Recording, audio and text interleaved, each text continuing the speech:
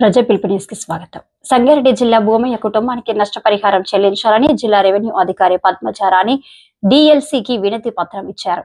పటాన్చెరు నియోజకవర్గం పరిధిలోని రుద్రారం గ్రామ పరిధిలో ఉన్న ఎంఎస్ఎన్ కంపెనీ యూనిట్ లో గత నెల మే 15, 2025 జరిగిన బస్సు ప్రమాదంలో మరణించిన భూమయ్య అనే కార్మికుడి కుటుంబానికి న్యాయం చేయాలని డిమాండ్ చేస్తూ సీనియర్ కార్మిక నాయకుడు నర్ర భిక్షపతి పటేల్ ఈరోజు సంగారెడ్డి డిప్యూటీ లేబర్ కమిషనర్ కార్యాలయం, జాయింట్ కలెక్టర్ కార్యాలయానికి వినతి పత్రం సమర్పించారు. భూమయ్య యథావిధిగా డ్యూటీకి వెళ్ళి కాంపౌండ్ లోపలికి వెళ్ళిండు. వెళ్ళగానే అదే కంపెనీ ఎంఎస్ఎన్ కంపెనీకి సంబంధించినటువంటి బస్సు వచ్చి యాక్సిడెంట్ చేసి కంపెనీ కాంపౌండ్ లోపలనే చచ్చిపోయాడు. చచ్చిపోయిన దానికి వాళ్ళ కుటుంబానికి, వాళ్ళ ఫ్యామిలీకి ఎలాంటి ఇంటిమేషన్ ఇవ్వకుండా యాజమాన్యం వారు చాలా నిర్లక్ష్యంగా, కఠోరంగా, చాలా వాళ్ళకి పోస్ట్ మార్టం అయిపోయిన తర్వాత వాళ్ళకి ఇంటిమేషన్ ఇచ్చి సాయంత్రానికి కానీ వాళ్ళ పేరెంట్స్కి తెలియదు. గత 9-10 సంవత్సరాల కంపెనీలో పనిచేస్తుండు భూమయ్య అనే ఎంప్లాయీ. తర్వాత మా దగ్గరికి ఒక కార్మిక నాయకుడిగా మా దగ్గరికి వచ్చిన తర్వాత మేనేజ్మెంట్ గిట్ట మేము ఇంటిమేషన్ ఇచ్చినాం, అడిగినాం గిట్ట ఏమైంది ఏం కదా అని అడిగితే గిట్ట మేనేజ్మెంట్ అసలు పట్టించుకోవట్లేదు.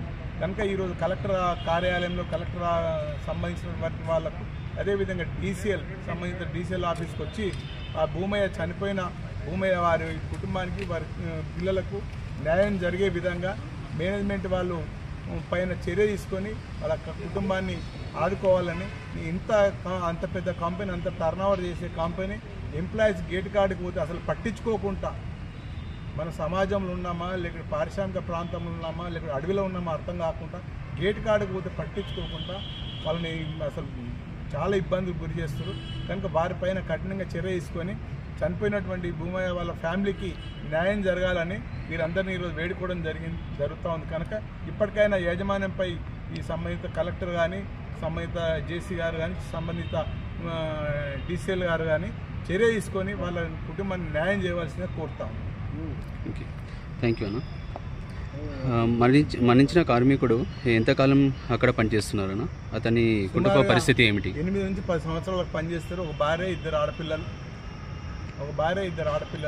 ఆడపిల్లలకు తోటి ఆ భార్య అందరూ కలిసి, వాళ్ళ అల్లుళ్ళు, వాళ్ళ కుటుంబం అంతా కలిసి లేబర్ డిపార్ట్మెంట్ మన కంపెనీ గేట్ ముంగటికి వెళ్తే అసలు పట్టించుకోలేని పరిస్థితి. చాలా నిరంకుశంగా పనిచేస్తారు.